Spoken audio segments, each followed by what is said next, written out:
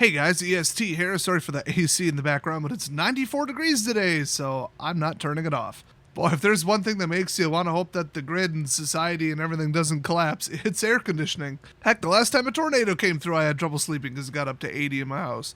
But anyway, this video is not about the weather. It is about what is the perfect survival gun if you're only going to get one. And most people say, well, get a pistol, rifle, and shotgun. There you go. And then possibly on top of that, a .22 rifle. So when I said rifle, I meant like something actually big caliber.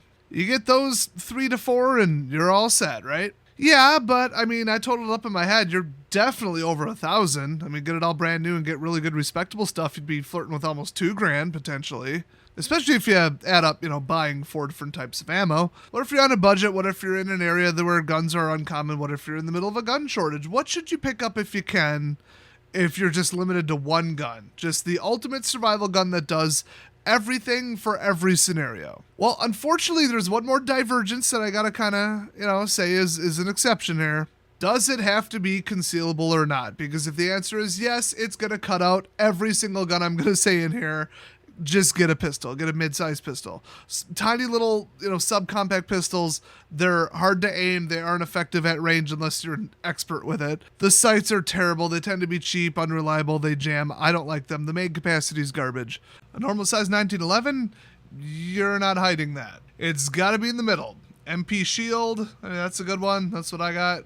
There's plenty, I'm not gonna piss everybody off by listing off like 12 and then forgetting the 13th most common carry gun, just look it up. So if you have to not be seen, either like printing under a fairly tight shirt or just with a giant weapon in your hand or anywhere in between, well, then it's just going to have to be a pistol, and I'd say 9mm. 380 is too weak, and anything bigger like a 40 or 45 has like 2% higher lethality, and all you get is more recoil, bigger flash, a bigger sound, which I don't think you had time to put in earplugs if you had to whip out your pistol and shoot something. And the ammo is going to be harder to find and more expensive. So there is basically no benefit. And then you get up in anything bigger, like 45 Magnum, it's probably going to be a revolver. Those are impossible to hide on your waistband. They will stand out like you wouldn't believe. And that defeats the purpose. They kick real hard and just all the other disadvantages. So 9mm pistol, if you have to hide it, get it inside the waist, super slim, but still nice, secure, not flimsy holster, and you're all set. So setting aside that, let's say that you're going to throw it in your car and you're going to bug out because some horrible event just happened. Or, you're going camping / hiking and maybe you might get lost. You want to just bring it with you. So for anything between lost in the woods to urban or forest or other nature, just total bug out, get out of there, society's gone, zombie apocalypse, 90% kill rate virus, who knows? Now, if you're an absolute gun expert, nothing in this video is going to surprise you. But if you just kind of know about guns or you don't know the models very well, you might be surprised that the answer isn't an AR-15 or an AK. They're both lovely. Those are the most popular rifles in the world, depending upon how you measure it. They can reach way out, hundreds of yards, take something out. They got the punching power to take down even up to like a deer. A great defensive, big mags, you're fine.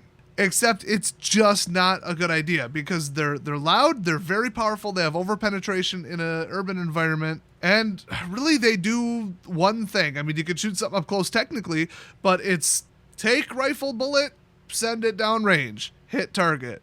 Okay, and you might be thinking, but the two guns that it comes down to, the two finalists in my mind, are a fairly short barrel .22, so a .22 long rifle, or a 12 gauge shotgun, preferably also a fairly long barrel one. And for shotguns, unless you are looking for the cheapest of the cheap, right off the bat, I'm going to say eliminate break style ones, which is where you kind of take the barrel and then the back half and you kind of like open it and just thumb the shell straight into the 1 or 2 barrels. And then it fires one shot and then you have to manually, with your hand, load the next shell. It's just too slow for defensive, and pump shotguns are like maybe at most 50% more. Even then, I mean, if you're shopping in the used market, that's just not the case. I would also go with the 12 gauge over anything else. I mean, 20s are a little bit lighter on the recoil, a little bit easier to handle. There's still, a slug would be lethal on just about anything living. But you're going to find 12 gauge ammunition more. There's more options, and because the shell is wider, you can do crazier stuff inside of that shell as far as what they packed in there. So I'm just going to kind of go back and forth. The 22, it fires a super, super tiny bullet. We're talking 5.7 millimeters wide, so like almost half the size of a 9 millimeter. The cartridge is tiny. There's not much powder, and they tend to fly at 1300 FPS average. It's not typically considered a defensive round, although people have died from 22s. When you get shot, it's still a bullet. You're still bleeding. Still could hit like something you need. You get hit in the head, you might have a problem. It depends where it hits you. The heart, yeah, you're going to have a problem. The lungs, you could still have a problem. And pretty much anything, any internal organs, you're going to have a problem. When you get shot in the arm with the 22, I mean, I know that in general, if you ignore shot placement, it's around 11% single shot lethality.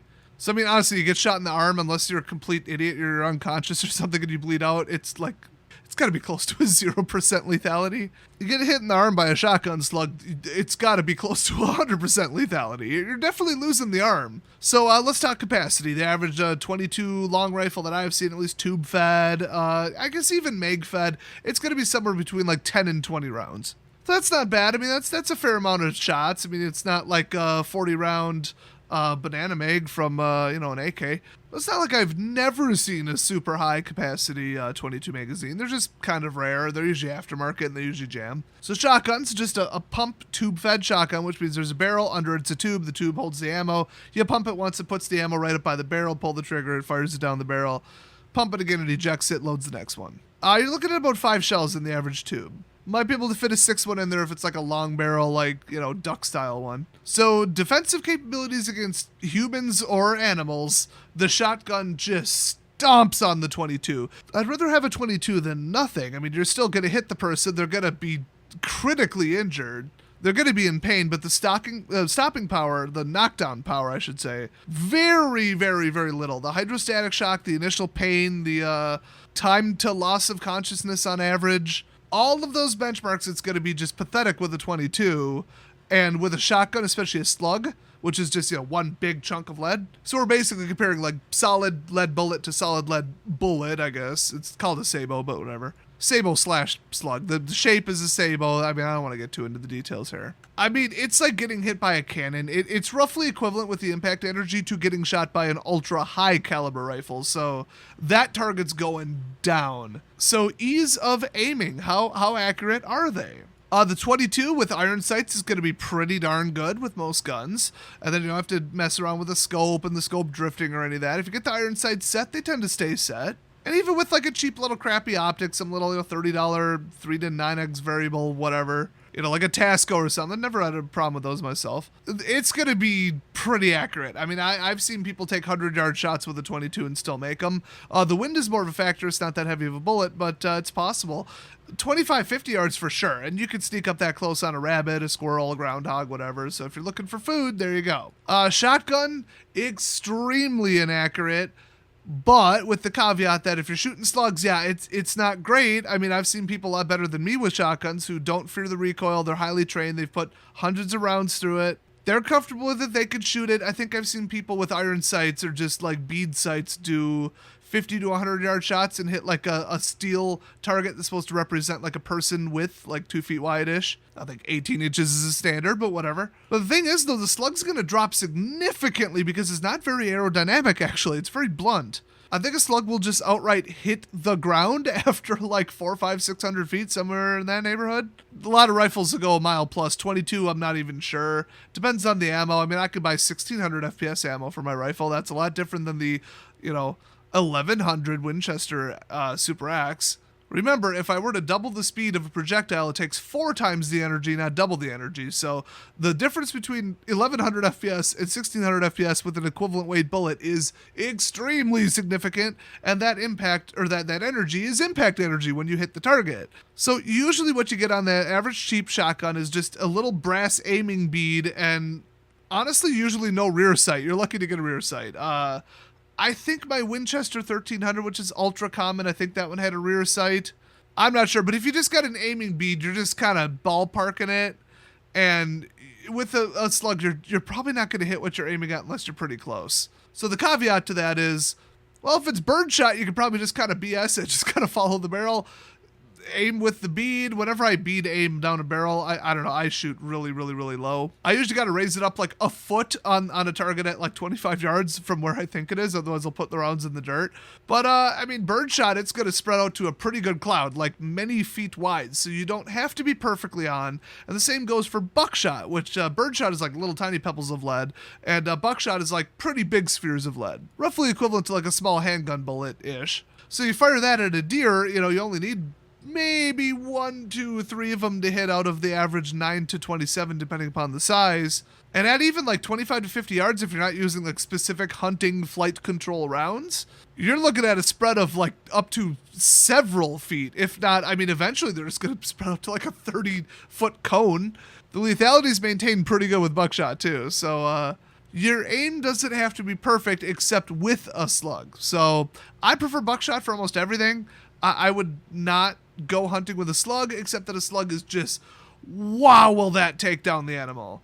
But your aim has to be nearly perfect, and who the heck wants to put a scope on a shotgun? That's just silly. Use a rifle. I guess to save a lot of money, but boy, you're going to have to just about adjust that optic between shots because the recoil is insane. So then you end up buying like a $400 optic or something that'll actually hold zero, as they say, without drifting and shaking apart. And then you might as well have just bought a rifle. So the 22 versus the shotgun in accuracy, I'd give it to the 22 with the exception of the fact that with the shotgun you don't have to be accurate. Unless you're using slugs. So, I mean, you could easily shoot like a 1-inch group with a proper good 22 rifle. And 1 inch is enough to, headshot a rabbit easily. So there's your dinner. So on the topic of hunting, let's talk about stealth. Like how far away are people going to hear that blast? If you use subsonic 22, I've heard it can be up to like a kilometer or slightly less, like 1,000 meters. So I don't know, roughly half a mile. That's not bad. Shotgun blast, I mean, 3-inch magnum slug or something going down there,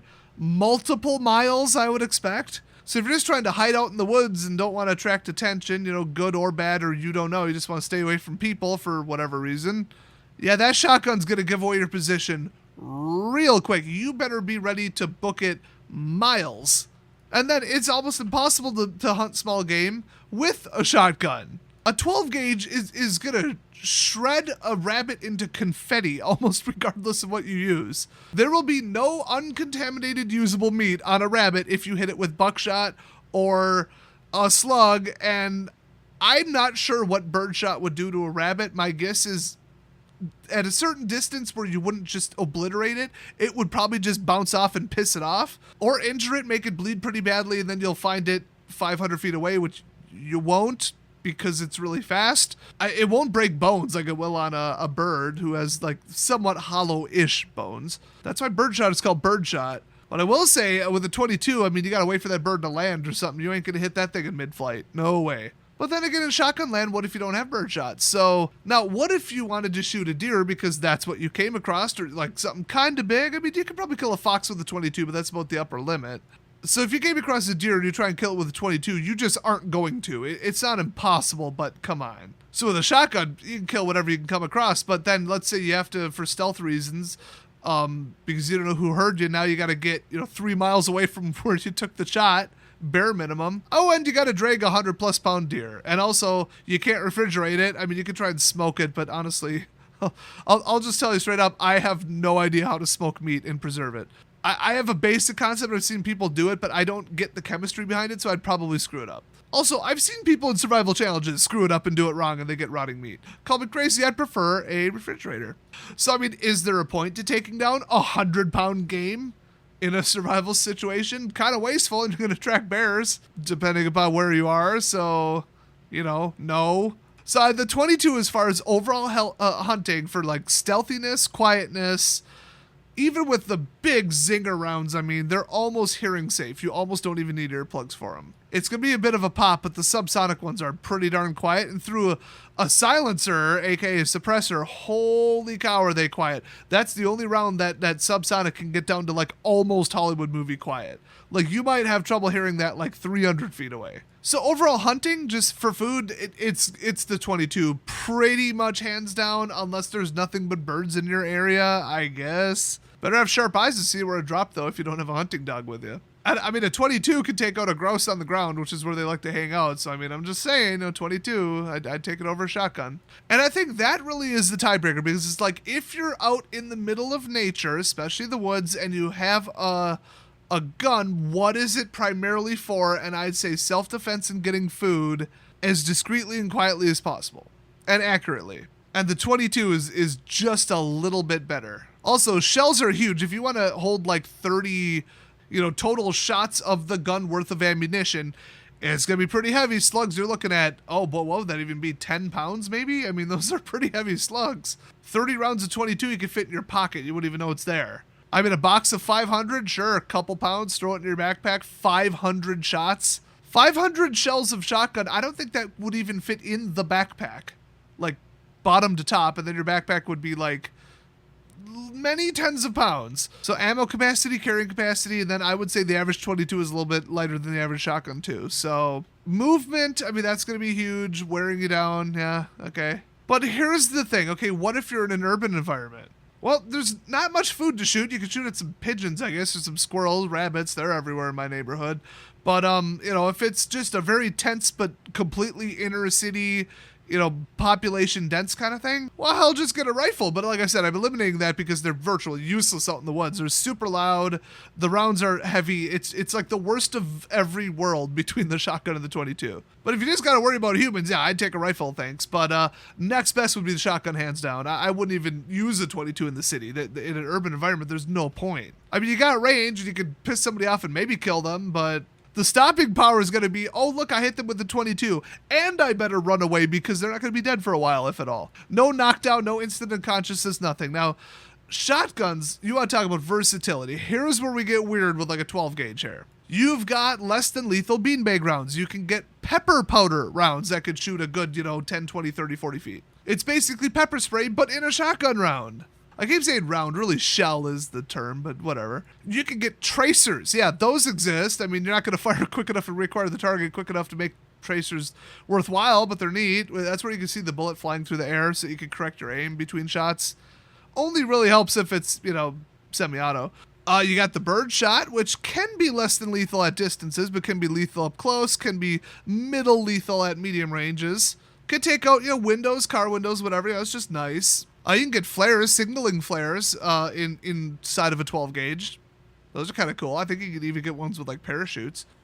Speaking of things that are bright but kind of pointless, this has almost no tactical use whatsoever. You got the Dragon's Breath, which is just burning magnesium, but it burns so quick it's probably not going to set much on fire. If you fire it into some dry grass, it will, but yeah, also you could use a lighter. And also, what tactical advantage is there to setting a field on fire? I mean, not none necessarily. I've played Far Cry 5, but you're going to burn the whole damn state down if the infrastructure of the grid is down. So you got your high penetration, brass, penetrating tip, hardened kind of stuff in 12 gauge, and those are legal. You can get those. That'll go through metal. It'll go through cover. It'll go through like even some thin bricks.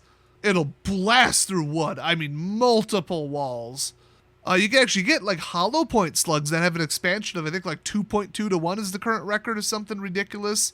Those things, you get hit by that. I don't care if you're a damn dinosaur, you're dead. Those things drag and the wound cavity expands to like a foot initially from initial stretching. I mean, bones are a different thing. I've only seen them shot into test ballistic gel and like meat, but there's no way anything living is going to survive that. So then you got these, they're kind of like sand rounds. I doubt it's actually sand. Maybe it is. I don't know. It could be silicon dioxide. It's pretty hard. Could be cubic zirconium powder for all I know. But they're meant to take the hinges off of doors. So if you need to breach a door, you just target the two hinges and go pop, pop, and then it just sprays everybody with a little bit of sand if it bounces off. So 100% less than lethal on the ricochet, I guess you would say.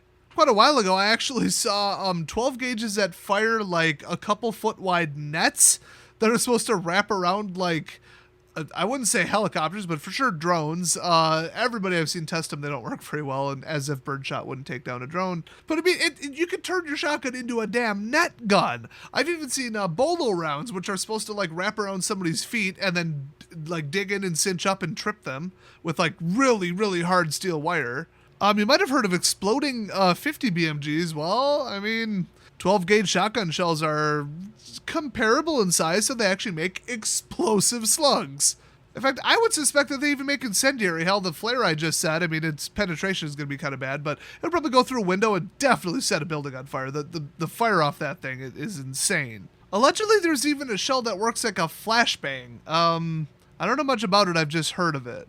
It has, like, I guess, a concussive thing and a flash on impact or something, so you shoot it through a window into a building and somebody will be stunned for a bit. I don't know what the effectiveness is. Some of these are really gimmicky rounds, but if it works, that's amazing. I mean, less than lethal, then you got the beanbag round, then you got the pepper round. I mean, I'm just saying, you know, less than lethal, you got your options just in case you just want to remind somebody to piss off.